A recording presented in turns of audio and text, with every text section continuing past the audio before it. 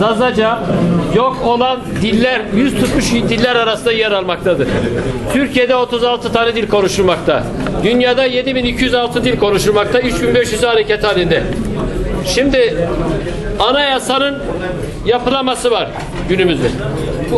Bu dilimizin yok olmaması adına Zazaca'nın anayasada güvence altına alınması için bir çalışma yapacak mısınız? Bir. İkincisi, yazılı hale getirilmesi için okullarda seçmeli ders olarak katılmasını isteyecek misiniz? Dinlerken yemek versek ayıp olur mu? Tabii, hayır. Evet. Şimdi sizin düşüncelerine tamamen katılıyorum. Farkları birer zenginlik olarak kabul ediyoruz. Koşulsuz olarak herkesi kucaklamak istiyoruz. Empati yaparak, kendimizi başkalarının yerine koyarak düşünmek istiyoruz. Ve başkaları da bizi kendilerinin yerine koyarak düşünmesini arzu ediyoruz. Bunun için bizim dilimiz can çekişiyor. Bunun yazılı hale getirilmesi lazım. Anayasal güvence içerisinde olması gerekiyor ve üniversitelerde kürsünün oluşturulması gerekiyor. Bu konudan sizden ricamız çalışma yürütmeniz, bunu proje haline getirip hayata geçirmenizi rica ediyoruz. Saygılar sunuyoruz dinlediğiniz için. Anayasayla ilgili şunu söyleyebilirim. Bütün partilerden oluşan bir komisyon çalışıyoruz diyoruz. Evet. Biz anayasayla ilgili yöntem üzerinde ve nitelikleri üzerinde görüşlerimizi ifade etmiş durumdayız. Ama içeriğiyle ilgili konuyu bu sürece bırakmış durumdayız. Bu grup, değişik partiler tartışıyorlar, bir komisyonlar. Dolayısıyla içeriğine ilişkin biz bu aşamada kendimizi bağlayıcı sözler sarf etmemek gerektiğini bir tartışma süreci. Ve göreceğiz.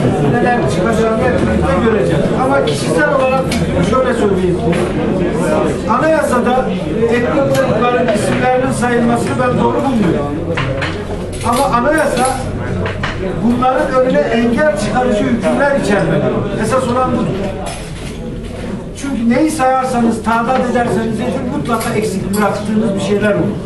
Ama anayasanız temel hak ve hürriyetleri esas alan bir anayasa olursa ve bu tür taleplerin önünü tıkayan maddeler olmazsa anayasanızda gerisi demokratik süreç içindeki tartışmaya kalır ve o şekilde de çözüme kavuşur diye düşünüyorum. Bunlar bahsettiğimiz bütün konular bu kapsama girer.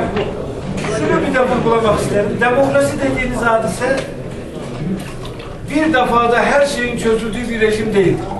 Diktatörlüklerden demokrasiyi ayıran önemli özelliklerden biri de budur bana göre. Demokrasiler süreçtir. Tartışma sürecidir. Bugün sizin hiç aklınıza gelmeyen bir şeyi yarın birisi gündeme getirir. Hiç düşünemediğiniz bir çözüm yolunu size gösterebilir. Tartışa tartışa, konuşa konuşa sorunları çözme rejimidir demokrasi. Bugün bir tane sorununuzu çözersiniz, 3 sene sonra başka bir sorununuzu çözersiniz. Bugün belki hiç sorun görmediğiniz bir şey, 3 sene sonra sorun haline dönüşür, onunla ilgili tartışırız. Burada önemli olan bence bütün kesimlerin demokratik tartışma kültürünü işlerine sindirmeleri, şiddetin dilini bir tarafa bırakmaları, zorlamayı bir tarafa bırakmaları ve gerçekten medeni bir şekilde diyelim tartışmaları, konuşmaları. Bu ortamı sağladığınız sürece eninde sonunda işte empatisiyle, başka kanallarıyla sonuca gidilir diye düşünüyorum. Teşekkür ederim.